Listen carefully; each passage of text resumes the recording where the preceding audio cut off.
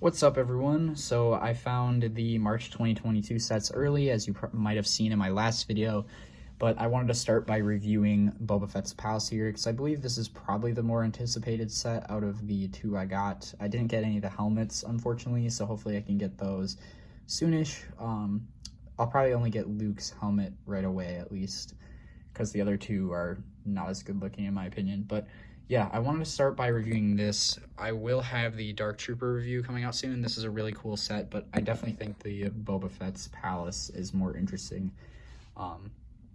just as a set. And, you know, the show just finished, so I feel like it's more relevant. And yeah, just good to get this review out of the way early. So I'm going to shift my camera this way because my lighting is bad, because I'm in my dorm room. So starting out here, we have Boba for the figures. Same one that came in the Slave one, I guess, this summer. And nothing has changed about him. Relatively good figure other than the helmet miscoloration. But yeah, we've already seen him, so if you've seen anything about the Slave one, it's the same figure there. Similar situation with Fennec here. She's the same exact figure besides the hair. She doesn't have her helmet. I think the hair works okay at best. I've seen a lot of people complaining about it. I personally don't have a huge problem with it, but yeah, definitely could have had a better hairpiece. I don't mind not getting her helmet either because I bought the light cruiser, so it's just more reason for me to like having that set, because now that we have Dark Troopers in a cheaper set, I was a little disappointed. I was like, why did I even buy this set? But, you know, that gives more incentive to that purpose. Next, we have one of Jabba's dancers, I believe. I actually don't remember her name, but she's a really cool figure with the pink hair there. I'll show you the back face print there. Really interesting looking figure. I'm happy to get it just to kind of blend into the Jabba's palace scene. And yeah, honestly, pretty happy with this figure. I really do like Star Wars aliens, and her hair's kind of crazy looking, which is nice. Next, we probably have the least interesting figure of the set, but still a fitting and good one. It's just a Weequay guard. He doesn't have any leg printing, which kind of sucks, but he doesn't really need it. And there is the back printing with his hair kind of going down.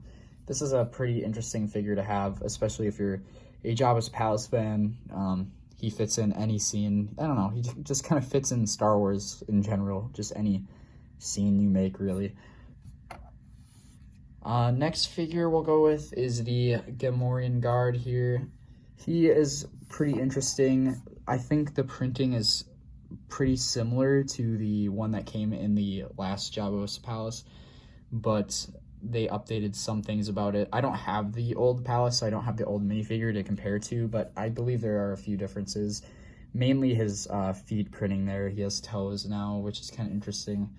And yeah, they might have added a small part to the mold, but overall, really, really good figure. I'm really happy to finally have one of these because like I said, I didn't have the old one, and it's just literally almost a perfect mold. So, yeah. And this figure is really exciting. So we have a Corrin here, and this is the first time we're getting this in LEGO Star Wars in general, and it's overdue, but really, really nice to see. Yeah, I don't know. I'm just really happy to finally have a Corrin. And the head is rubbery, so it's hard to show, but it is a little rubbery, but just really, really nice printing on there. And I don't know. I think this is definitely my favorite minifigure of this set, and I'm super happy to finally get a Corrin, because we see them all over Star Wars, and especially in The Mandalorian, which this scene's technically based off of. So yeah, really happy to get him. And then our final figure of this set is Bib Fortuna here, Fat Bib Fortuna. So he has a new kind of head mold there. He has a staff, and then there is the back face print. He's very worried because he's about to get shot. And I guess I'll show the pretty nice torso detailing there, kind of blue. He doesn't look very fat with this printing, but the head tail does help a little bit. So yeah, there's the figures. You get, I can't count, you get 7 of them. And honestly, pretty good lineup.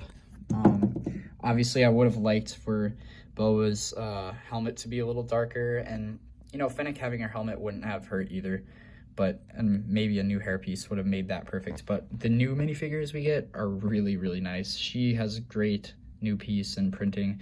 He has really nice printing. Gamorrean Guard's so cool. Like, these three here are so cool, and including the dancer. I'm just very happy with the figures. Would have liked more, obviously, as always, but yeah. So let's start on the palace. Let's take a look at it. So let's go right to left. So here is the tower section. You can kind of see my hands in the reflection there. You have a little cup in the corner, a little control panel. You can put a figure in the stairway. And there's kind of an interesting feature with this little lever here. You flip that and the guard can fall down, pretend like he got shot. And then up here you have a binocular piece, and you can put a minifigure in the tower. Just a guard maybe. See, you fit them in there pretty easily. You can put them that way too. So yeah, and they can look out, which is pretty cool. Nice little play feature.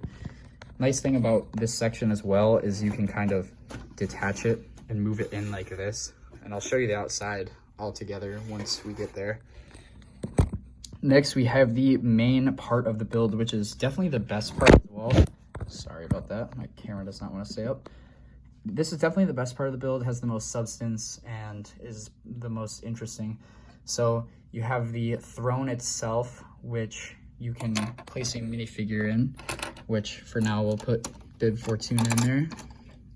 Maybe we won't, we'll see. There we go. So you can sit a figure in there. It has really nice sticker detailing with those rancors, and then there's some along the back. And once you put a minifigure in, which he doesn't really want to because of his staff, you can take this little lever here and flip that, and he actually just flies out of the chair, which is really interesting that they put that in there, considering he dies in that scene. Not very Lego-like, but I appreciate it. You have a little fake rancor pit here, which you can put, you know, figure on, pretend like they're about to fall in, which is cool. And then if you pull back on the whole throne, it's supposed to come out. There it goes. And you have some hidden stuff. I just threw that grenade in there. You're not technically supposed to put it in there, but you get 2 blasters, some Beskar, and then you can kind of take the whole throne out, which is a really nice piece. You have these red things, which are technically for sitting. So you can put Boba or Bib in there and then have Fennec hang out along the side, like here. And yeah, I just think the throne looks great. They really nailed it. What else is in here? So you have this little thing here. It's like a hookah, I don't know. Jabba's, I guess Bib is smoking or something. And you can actually I forget which way this goes off. I'll try not to break it. You can disconnect the back area. I'm just gonna set this down, sorry for the unprofessionalism as usual. Yeah, okay, that was way harder than I thought. So there's a clip here, so you can kind of access the kitchen area, which I'll show you in a second.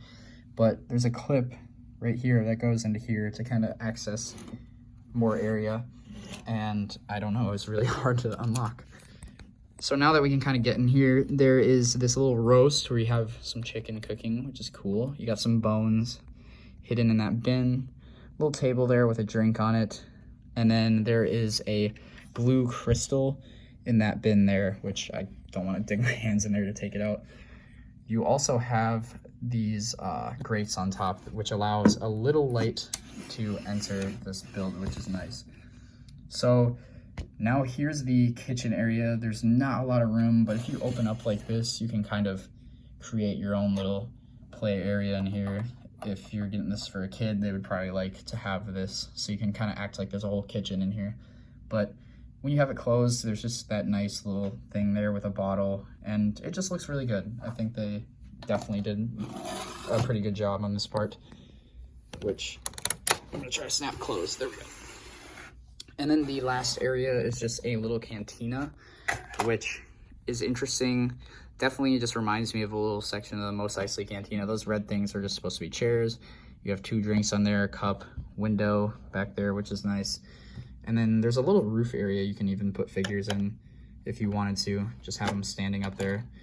There's a little barrel up here as well, which has some thermal detonators in it, which is nice. Always love getting those.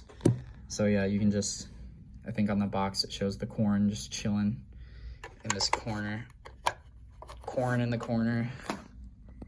And he can sit down and have his drinks. So yeah, we'll flip this around and show you the outside, because that's kind of the last thing to show here. So this tower looks really nice. You have this little printed eye here from Return. I think it originally was from Return of the Jedi, but we've seen it in multiple things now. And you can kind of lift up this door to gain access inside and then shut it closed. You have a little turret up here, which is cool. You can probably operate this from that control panel on the inside. So that's cool to have. And then on the outside, you just have a little snake just clipped on just for fun, I guess. And then a little texture on the outside of that. And if we back up, that's kind of what it looks like. With all things considered, there's been a lot of complaints about the roof. I think it looks fine. I mean, I didn't buy it to display like this, so I'm not as upset that it doesn't have the round roof, but I can understand why people didn't like that. But like this, I do like this a lot. I think if you kind of turn the tower in, it just looks pretty good.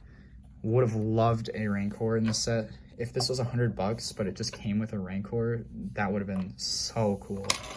And I would easily give this a 10 out of 10. As it is, I think I gotta give it like an 8. I definitely like the throne area. The side builds are a little underdeveloped, but you know, there's nothing you can do about that. It's just kind of how Lego envisioned it, I guess. But the figures are good. We already went over those, so I'm gonna leave them in their little pile here. But yeah, I really do enjoy this set, and if you like the show at all or just like this set, I definitely think it's worth it. But try to go to Costco. I know Costco isn't everywhere, and you have to pay for a membership, so you might not have that, but I definitely think $80 is a better price for this, and it will probably go down to that $80 price point once, you know, it's out for a month or two. So if you can wait, I would just save a little bit of money. But if you're like me and crazy about Lego Star Wars for some reason, you know, I wouldn't front you to go and get it. So yeah, thank you guys for watching. Make sure to check out this review, which should be out like right after this. We'll see how I do it. I'm trying to just record this stuff while my roommate is gone for the day. So yeah, thank you guys for watching. Make sure to subscribe if you like. I'll try to post more videos once I get back to my full collection at home, which should be soon. So yeah, thank you guys for watching, and see you soon.